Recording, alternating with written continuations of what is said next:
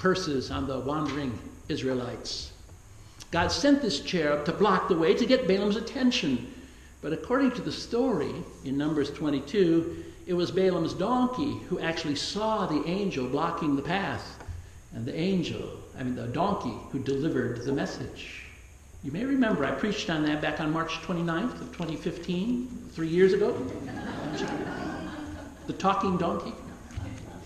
So, whether the story derives from the Hebrew malach or the Greek word angelos, when angels speak messages from God, or when they carry out a specific task assigned by God, they do so as God's agent, as God's envoy, or basically God's errand boy.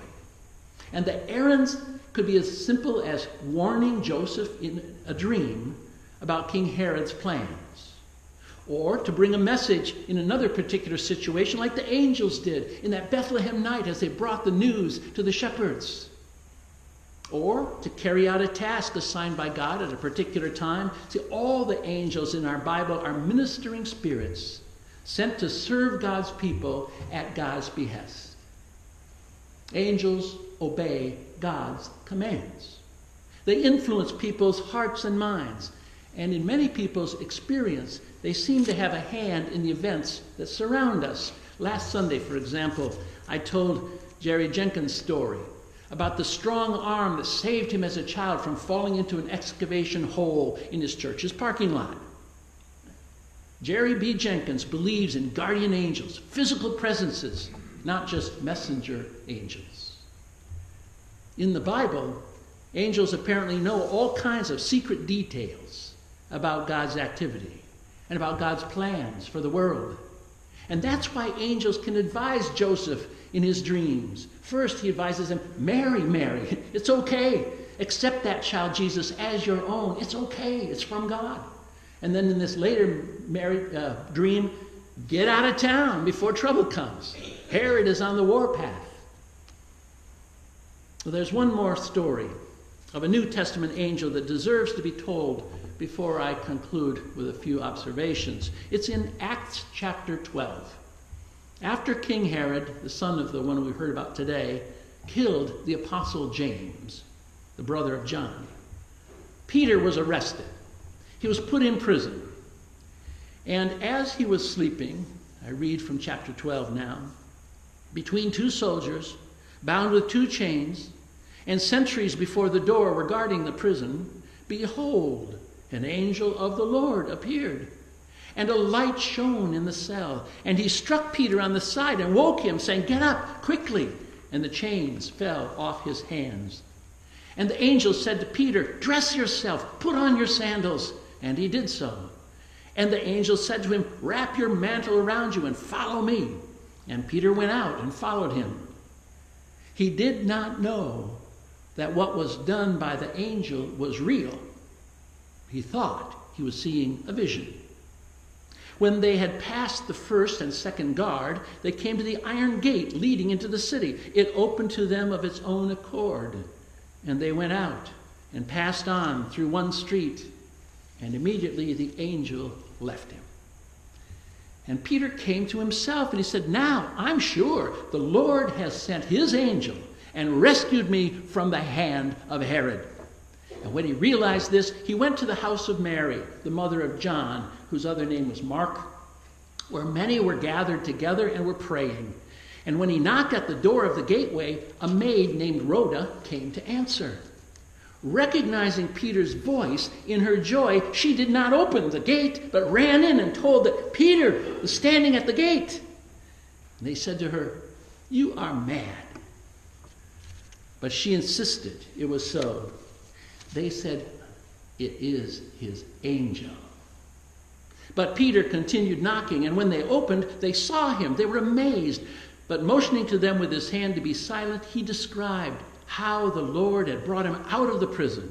And he said, "Tell this to James and to the brethren." And then he departed and went to another place. Unquote. Quite a story. Did you notice how the angel got Peter out of prison? First, by waking him with a slap, and then telling him how to get dressed. See, it's this kind of angel intervention that people pray for. I mean, if it could happen to St. Peter, maybe it could happen for us. Did you also notice that when Peter went to John Mark's home, where believers were gathered in prayer, some of them concluded that what Rhoda had engaged at the door was not Peter, but his angel. His angel. That story brings us up close and personal to the notion of a guardian angel, just like Jerry B. Jenkins and many others believe in. There is a Greek proverb that predates Christianity that states, "There stands an angel by every man as soon as he is born to guide him through the mysteries of life." Greek philosophy. Now, I'll admit that's a comforting thought, even though it is not from the Bible. And these faithful people who were praying for Peter's release must have held a notion much like that popular saying. To say it's not Peter at the door, it's his angel standing there may lead us to infer that God assigns a spiritual helper to each of us, just like that angel Clarence in Jimmy Stewart's life, in It's a Wonderful Life. And Jesus too hints at the same thing when he says in Matthew 18 that we should not look down on children. "For I tell you that in heaven their angels always behold the face of my Father who is in heaven."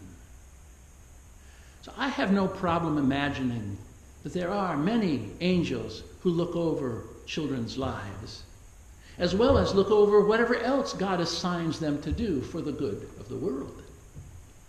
The letter to the Hebrews, chapter 12, says there are thousands upon thousands of angels.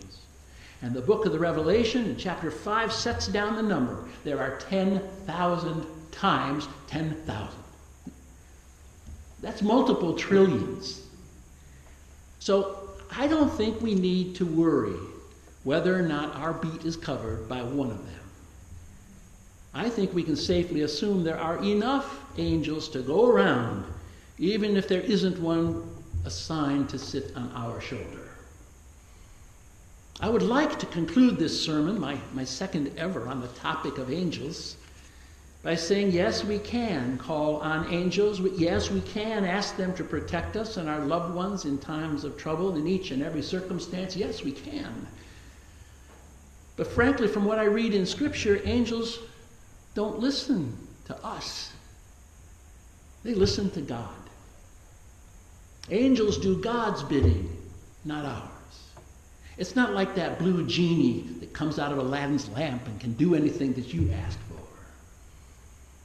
So in the end, it's enough for me to trust them to do their part in God's ongoing work, just as I trust gravity to do its thing.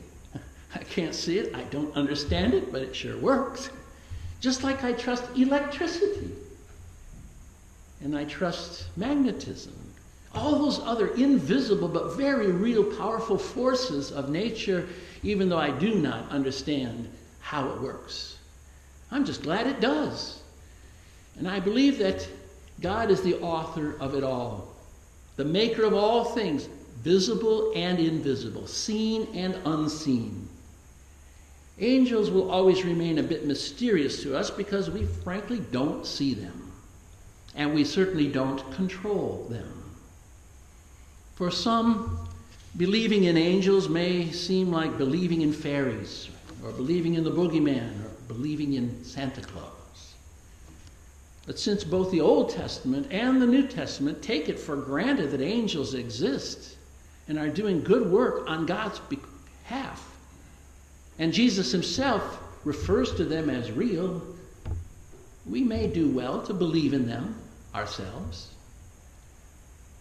In the coming new year, may you and I feel free to sing with the angels, whether you see them or not, whether you understand them or not, whether you think that they are guarding you or not. Sing with the angels the good news, the glorious good news that Jesus Christ is born and he lives in us, his followers.